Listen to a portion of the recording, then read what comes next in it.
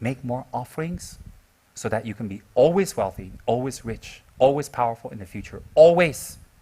If you're going to be rich in the future, you have to create the causes to be rich.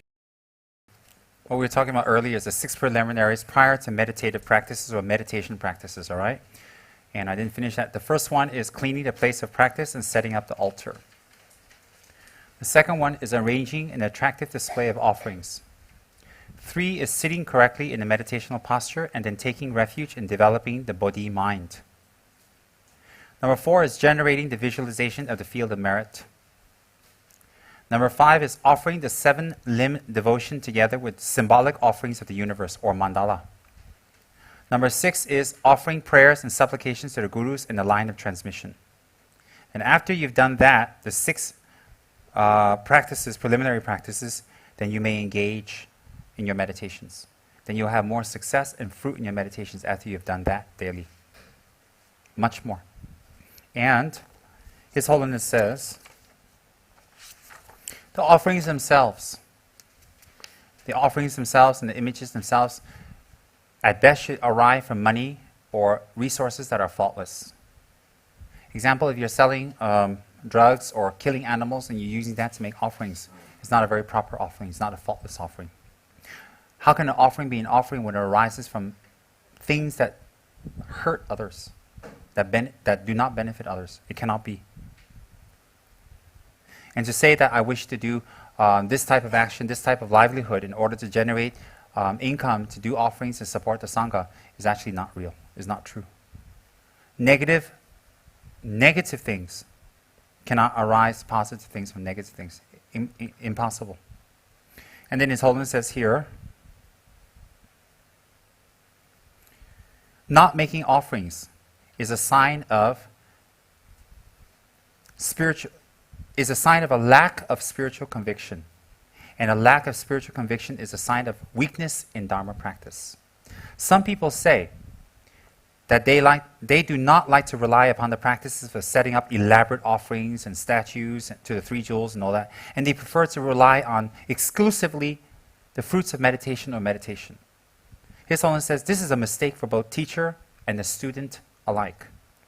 Tsongkhapa's extensive Lamrim states that one does not like to rely on the practice of making offerings when engaged in the quest for enlightenment is a sign of limited understanding of the nature of the enlightenment path. The daily practice of setting up offerings, Lama Tsongkhapa, is a solid way of generating positive spiritual energy and dispelling obstacles. The daily practice of setting up offerings is a solid way of generating positive spiritual energy and dispelling obstacles. It prepares the way for successful meditation. As with other supportive practices, this is a supportive practice. It is not meant to be a substitute for meditation, but rather as a supplement to meditation. So some people say, I don't like to make offerings and set up beautiful altars, and I don't want to spend money because I'd rather just meditate. That's real Dharma. That's wrong, Lama Tsongkhapa says. That's wrong. Why? In order to be successful in your meditations, you need a generation of merit. Without the generation of merit, simply to meditate, very difficult to get results. Very, very difficult. And long time. And on top of that, not making offerings is a sign of lack of spiritual conviction. Lack of spiritual conviction means you really do not believe, you're really not sure, or you're not really committed. You're just wishy-washy. Wishy-washy. Why? Why would you let one day pass in not collecting merits and dispelling obstacles and purifying your karma that can better yourselves to be of more service to others? Even to people just around you that you love. If you can't think of all sentient beings, you certainly be more loving and caring to people around you. Why wouldn't you want to do that? Why wouldn't you want to make offerings dedicated to your mother and father? Why wouldn't you want to make offerings dedicated to people who have been kind to you? Why not? Lack of spiritual conviction. Then,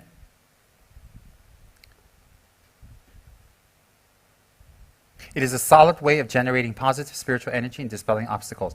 And it is a supportive practice. Some people say, I do meditate, I don't like my offerings. And some people say, well, my offerings are my spiritual practice, I don't have to do spiritual practice. But here it says clearly, His Holiness, that making offerings is a supportive practice toward the actual practice, which is meditation. So they go hand in hand. So making offerings are a supplement to the actual practice, which is meditation. Actual practice. That's very important to know.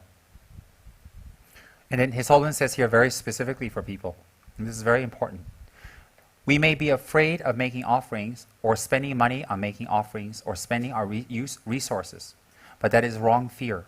Those who completely have conviction in the law of cause and effect and what Lord Buddha says, how can making offerings to the three jewels, the Guru, the Buddha, the Dharma, the Sangha, temples, whatever, how can that be a cause for you to become poverty-stricken?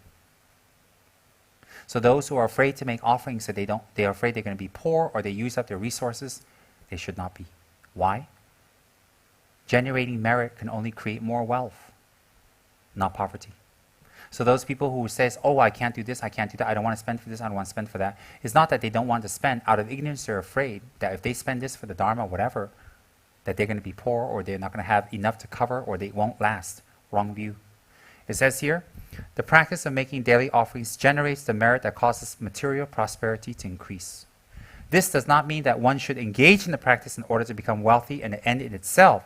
One should have the Mahayana aspiration of wanting to improve one's merit in order to be of greater benefit to the world. The main emphasis should be on the spirit of altruism when making offerings.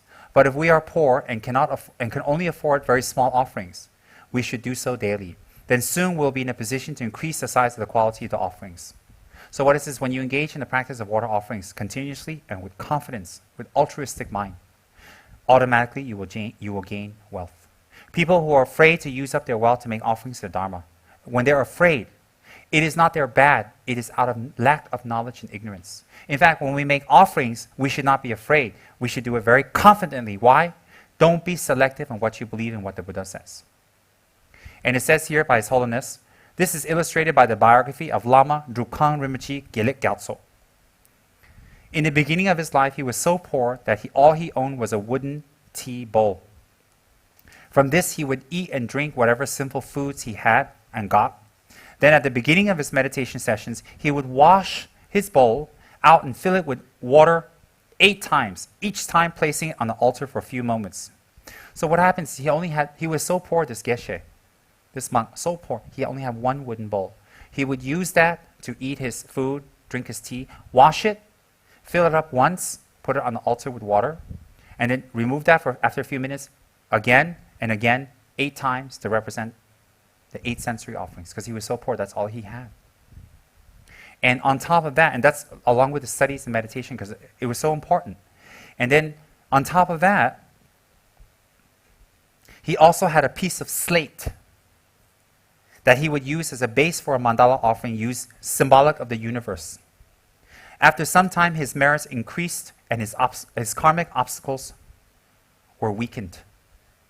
After some time, his merits increased and his karmic obstacles were weakened. He no longer needed to use his teacup for offering bowls and instead had bowls of engraved silver. The slate mandala base was replaced by an iron one and then by silver and then later by silver. The grain that he had been using for the mandala offering was replaced by precious and semi-precious gems. The Lama himself once said, "In the beginning of my practice, I was dressed in rags. Often I did not have even plain barley flour to eat. But I made my water offerings every single day. Then someone gave me a Nepalese coin as a gift, which I used in order to buy butter immediately. Then someone gave me butter. Then I went to the temple of my monastery, which had a special butter lamp that when filled would burn for 2 whole days. It was my plan to use half the butter to fill this butter lamp and to keep the other half for myself to use. However, when I melted the half portion of the butter and poured it into the lamp in the monastery, the butter lamp, the vessel became only half filled. Therefore, I melted the rest and poured in as well, so I had no butter for myself. I made this offering at the time of the festival of the celebration of Tsongkhapa's birth, enlightenment, and passing away. That is around December. And after that offering, my fortunes completely changed. Now I am able to make hundreds of excellent offerings daily. Hundreds. And my resources never seem to become depleted, Lukang Rinpoche says. We can find countless anecdotes illustrating how the practice of making offerings daily acts as a condition heralding material success.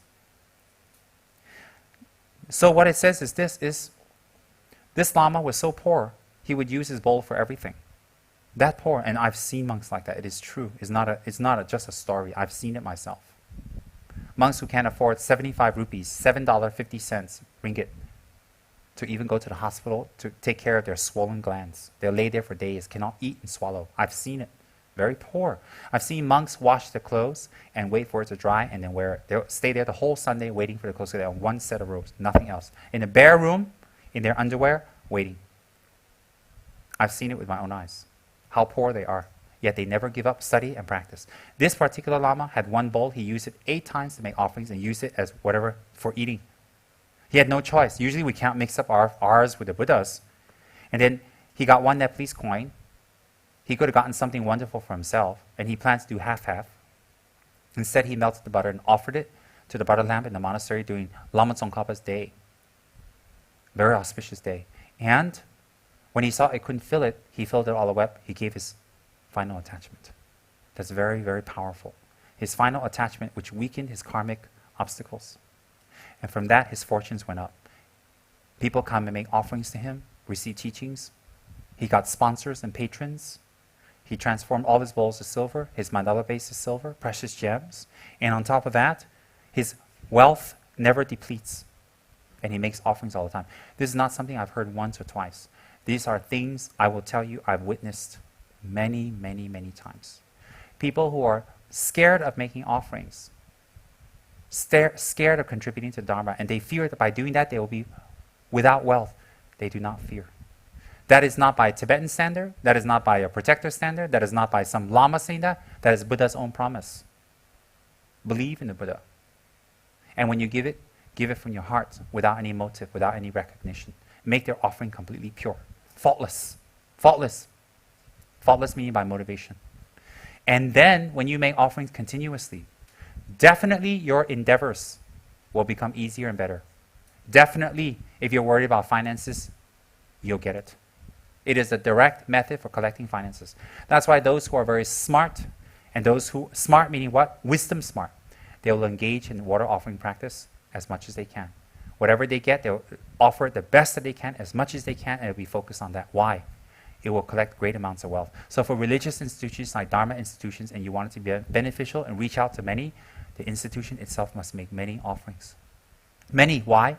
You'll create the causes for you to do that. So there's no need to fear, no need to worry. And if you want to be stingy, miserly, please do, but do it in a good way. What way is that? Make more offerings so that you can be always wealthy, always rich, always powerful in the future. Always. If you're going to be rich in the future, you have to create the causes to be rich. The causes to be rich is not to keep wealth. The causes is generosity. So when you give wealth away, you create getting wealth.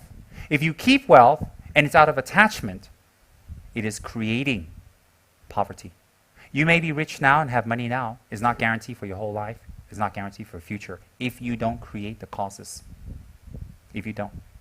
I myself believe that very, very much. Very, very much. I believe in offerings because for most of my life, I've been extremely poverty-stricken. From my teenage years to my years in the monastery, what this Lama says is very touching because I experienced the same thing. I was starving in Ganden Monastery in the late 80s, early 90s, starving. I ate only barley flour. That's it. I couldn't get sponsorship. I begged a few people for sponsorship, $50 a month to support me. I couldn't even get that. It was very difficult. I starved for years. When I first came to Malaysia in 92, you'll see pictures in the book. I was a walking skinny stick. Everybody, Wai Ming was there, he knows. Walking skinny stick. My arms looked like tube lights. And why? I didn't get food. But I didn't mind, I didn't complain because I didn't go to Ganden to eat. I was very happy to be there and starving. Why? I'm in the middle of Ganden, Dharma, Lamas, rituals, pujas, Tso, meditation, teachings, Dalai Lama, Tsem Rinpoche. Oh my God! I mean, go give that up, and go to America so I can go to, a steakhouse. What for? Oh, I starved for years in Ganden, starved, and I even wrote my step-parents, and they wrote me back letter. You made your bed, you slept in it. Too bad. Don't beg from us or our relatives. That's what they used to tell me. And I met a few sponsors, small ones here and there, and they will always ask, how much do you have? And I say, why? They say, well, we'll top off what you don't have. And I say, oh, forget it. You want to offer, don't ask me how much I have or don't have. It was very, very difficult that time. Very difficult paying bills. I only had few hundred rupees to survive all the time. And at one time when I was coming down from teachings from North India, South, I had my bag completely taken. I think I had 600 rupees. It was a disaster for me. Because that would last me about 1 month to 2 months, depends. It was horrible in one way. But in another way, I learned many things, and I appreciate things, and I don't take things for granted. And I noticed that it doesn't affect me. But continuously, I did offerings in the monastery. Continuously. All the time. Aluminum bowls, whatever. I would do it every day, sometimes 2 or 3 times a day. And then when I got sponsors and I got patrons and help later on, then I donated out to the monastery, tankas, silver bowls for the monastery, monks, tuberculosis. I was supporting 250 monks. Every month I would supply their food and their robes, whatever they need. I was doing that. I still am. And I love it. And I was building up the hospitals, and I did more and more, putting water for the villages, more and more and more and more. And so wealth will increase. Whether you make it, you inherit it, or someone gives to you, doesn't matter. If you have the karma to get it, you will get it. And how to make the karma? Generosity. You must oppose miserliness. If you're attached to your wealth or your material possession, whether you have 1,000 or $1 billion, it doesn't matter. Your attachment is the same. And you must trust the 3 jewels and practice generosity. And I'm not talking about giving to our Dharma center in any way, in any shape, any form. Generosity. The more one does not practice, one creates the fear of losing wealth. If you're afraid to lose it, do things to avoid that. This is what the Buddha says, what the Dalai Lama says, and what Lama Tsongkhapa says. I don't know who else to throw inside the soup to make you be convinced. So if you're going to kowtow to Tsongkhapa and Buddha, then you have to believe what they say. Why kowtow? Why? Why pick things you like and things you don't like? You say, I don't believe. Engage in offerings. Offer the best silver bowls. Offer the best offerings. Offer the best butter lamps. Offer continuously, daily. Pure, clean water. Clean it well. Maintain it. And do it with a good motivation. It definitely will create wealth and success. Definitely. Multitudes. Multitudes. It shouldn't be done for that motive, but that will be the side benefit.